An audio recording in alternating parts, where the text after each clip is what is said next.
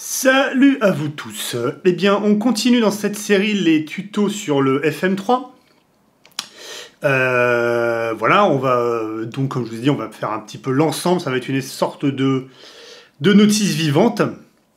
Alors, sans plus attendre, on va commencer. Le menu de cette semaine, ça va être le bloc input et output. On va faire les deux en même temps, hein, ça va aller ensemble. Voilà. T'oublies pas que je fais des packs de sons directement, hein, des presets avec des propres impulses de réponse.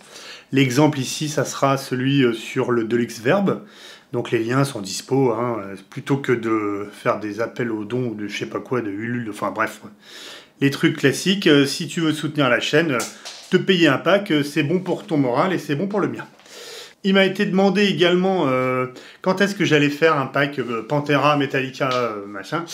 C'est dans les tuyaux. Hein, voilà, c'est beaucoup de taf parce que Metallica ont sorti beaucoup d'albums, il y a beaucoup de sons différents, des trucs avec des harmonisations, des machins comme ça, mais ça va être The Big Pack, mais The Big Pack, c'est-à-dire qu'il y aura tous les sons qu'il y a eu dans la story Metallica. Donc ça arrive les gars, ça arrive, et je ferai la même chose avec Pantera. Alors on attaque, tout de suite, c'est parti, voilà. Donc on verra plus tard comment créer un son complet, je pense que ça sera même le prochain. Mais pour l'instant, on va voir un bloc facile in allow. Alors, comment créer un bloc, hein? Tu vas là où c'est vide, tu appuies, un clic droit sur ta souris, input, bon là il me reste le 2 puisque le 1 est utilisé, et la même chose, output, de l'autre côté, tu crées ton machin. Donc là, le 1 et le 1. Je rentre dans le 1. Je t'invite à retourner sur la vidéo de la semaine dernière, enfin la dernière en date sur le setup, si tu veux savoir pourquoi. Et je sors en out. Alors, vidéo rapide les gars. Comment ça se présente? Paf, voilà. Donc tu as ton entrée, ta guitare 1, tu as 4 channels possibles. Alors le channel a une grosse avantage, c'est que ça te permet, idée, hein, parce que c'est pas fixe, c'est pas gravé dans le marbre, c'est comment je m'en sers. Tu peux avoir 4 guitares différents sur un concert. Elles n'ont pas toutes le même niveau de bruit. Ça peut être certaines avec des singles qui captent beaucoup, d'autres avec des micro-actifs qui ont un faible niveau de bruit, et voilà. Donc ça te permet d'avoir 4 grattes différents, tu vois, voilà, que tu peux attribuer ton channel, donc ta gratte au preset, enfin à la scène que tu veux. Hein, donc ça te permet d'avoir... Bon, en l'occurrence, moi je m'en sers d'une, voilà. Tu as donc le gate qui est très important, mais qui est fondamental. Hein, parce que là, si tu veux, la guitare, c'est un son clair, mais si je fais sur un son... Attends, j'essaie de te mettre... Tu vois, elle fait pas de bruit. Si j'enlève le gate, voilà, tu l'entends? Ça, c'est les bruits de tout. Hein. Tu vois, les guitares, c'est un aimant. Hein. Donc, j'ai un ordinateur à côté de moi, voilà. Donc, ce que tu fais, si tu veux pas te prendre la tête, tu te mets en mode easy. Voilà. Tu mets ton threshold en off. Tu as deux choix. Je te conseille pour une guitare qui s'utilise normalement hors métal, très brutal, très violent, où tu as besoin d'un son très saccadé. Tu poses tes mains. Pour que tu es sûr que tu n'aies pas de bruit de masse ou quoi que ce soit et que ça ne résonne pas. Et tu montes ton threshold. Voilà. Jusqu'à temps que ça disparaisse. Alors, moi, je vais un peu plus loin. Moi, je lâche la main et je monte jusqu'à temps que j'ai plus rien. Mais j'aime bien avoir des choses avec beaucoup de gates. Faire attention, parce que si tu vas trop dans le gate, tu auras des notes qui vont... C'est qui vont se couper, même si on est sur un gate d'une très très grande qualité, donc tu n'auras pas ce souci-là. Le release, eh bien le release, c'est la vitesse avec laquelle il va se relâcher, se réaliser, quoi, tu vois, voilà. Donc si tu mets un release très court, ben, tu vois sur le côté ça, voilà. Et si tu le mets très long à l'inverse, tu vois, regarde. Voilà. La vitesse où il va, il se relâche. Donc voilà. Donc, l'occurrence, il est là. Tu as 3 modes de gate. Tu as le classique. Voilà. Tu as le noise réducteur. Et tu as le intelligent. Alors, le classique, bon, bah, c'est comme... c'est un classique, quoi. C'est-à-dire, c'est un gate tout bête. Le noise réducteur, bah, ça... c'était plus pour enlever le bruit de fond. Voilà. Tu vois, ça marche un peu, c'est un peu différent.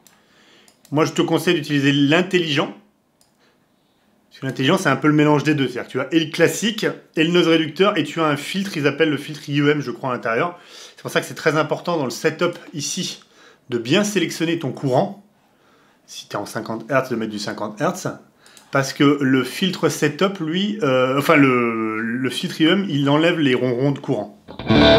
Voilà. Tu vois, là, la guitare, elle est silencieuse.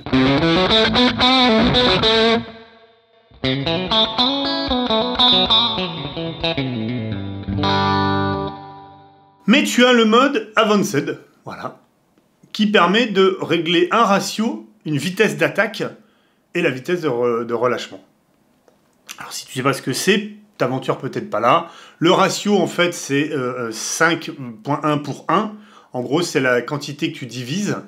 L'attaque c'est la vitesse avec laquelle il va attaquer. Hein, le gate, ça permet d'avoir un son. Si tu fais des trucs très...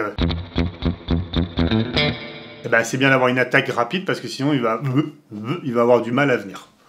Donc voilà.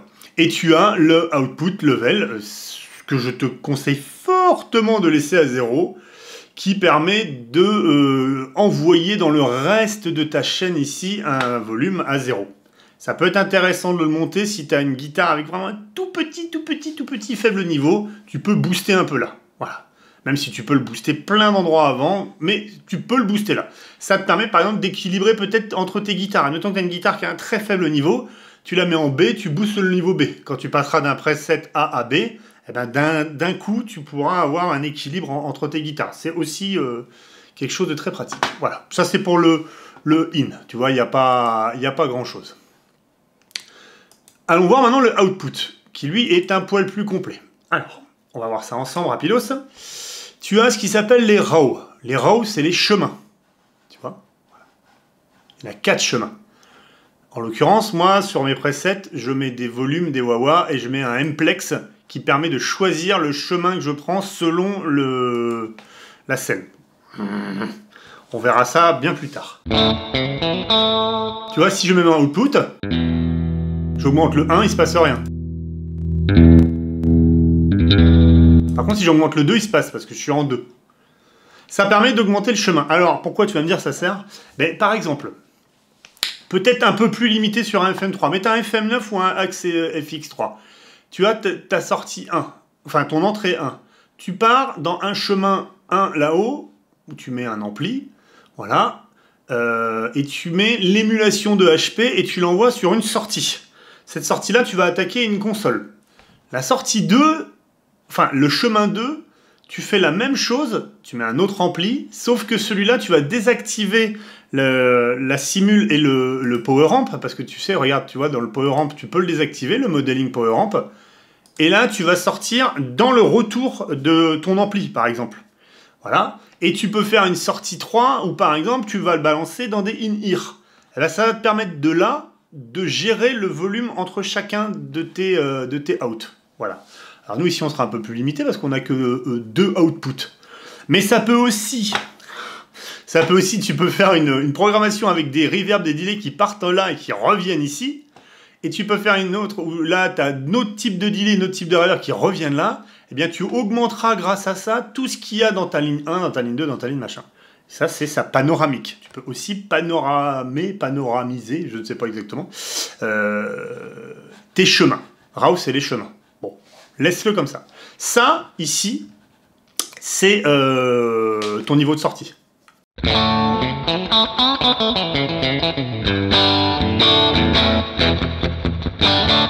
Essaye de le garder avec ce que ça ne tape pas trop dans le rouge. Alors il y a un truc qui existe. Là tu le verras pas forcément. Tu peux faire CTRL. Tu verras, tu fais CTRL L sur ton ordinateur. Parce que là j'ai mis que la capture du ça. Si tu mets CTRL L, tu verras, tu auras un raccourci juste de ça. Une fenêtre avec le niveau de ça qui te permettra de la mettre à côté. Ça te permet de naviguer dans les différentes fenêtres en gardant le niveau de output toujours à ta portée d'œil.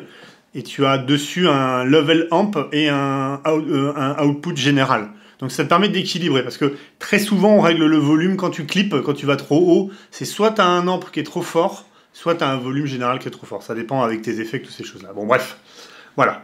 Le level général, donc, et la balance, hein, droite ou gauche. Voilà. Très important, ça, le Sen. Tu as vu? Voilà. Le Sen, je te rappelle que ça se configure comme ça dans un accès fixe et dans un fractal audio. Tu as un preset et tu as 8 scènes dans le preset. Voilà. Alors là, par exemple, tu vois, si je vais, moi, je vois la scène 1, ici, là, la scène 1, je suis à 0 dB. La scène 2, je passe scène 2. Tu vois, j'ai la même chose. Mais si tu vois, je vais en scène 5. Alors, je vais aller en scène 5. Voilà, scène 5.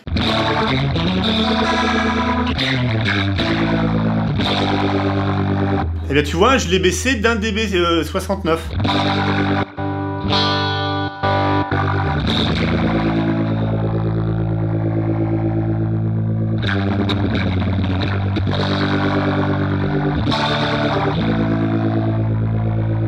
Voilà, tu vois.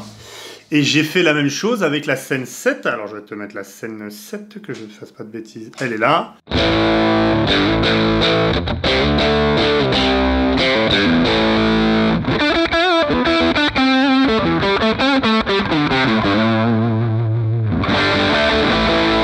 Tu vois, comme c'est quand même un son avec un tone bender.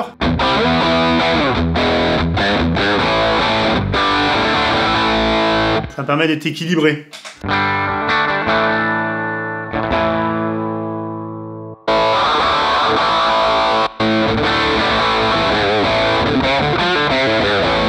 Voilà, tu vois.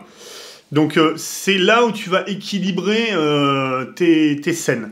Alors, je te donne une astuce. Si jamais tu es obligé d'aller hyper méga bas ou hyper méga haut, c'est que tu t'es planté quelque part dans tes réglages. C'est vraiment fait pour affiner, hein, voilà.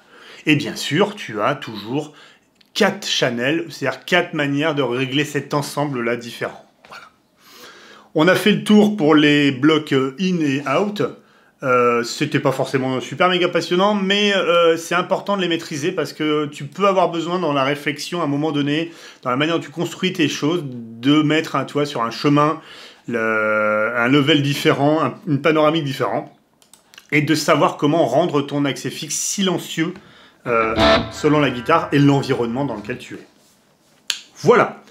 La suite au prochain épisode, je ne sais pas ce qu'on attaquera, on ira dans l'ordre, hein, peut-être la wah-wah, ou peut-être on verra ensemble comment construire un preset rapidos, ça peut être aussi pas mal, je ne sais pas, on verra. Si tu as des interrogations, c'est le moment ou jamais. Abonne-toi, tu peux partager ça parce que je sacrifie dur ma chaîne avec ça, puisque en fait ça n'intéresse que les gens qui ont un FM3, enfin un fractal audio. On n'est pas des masses en France, donc je me tape des vues à 500 vues sur une chaîne à 4000 abonnés bientôt. C'est bon, moi ça me fait plaisir de le faire, mais le problème c'est que la vidéo que je sors d'après, elle en prend plein la gueule parce que YouTube c'est de la merde. Bref. Donc, c'est fait. Bisous.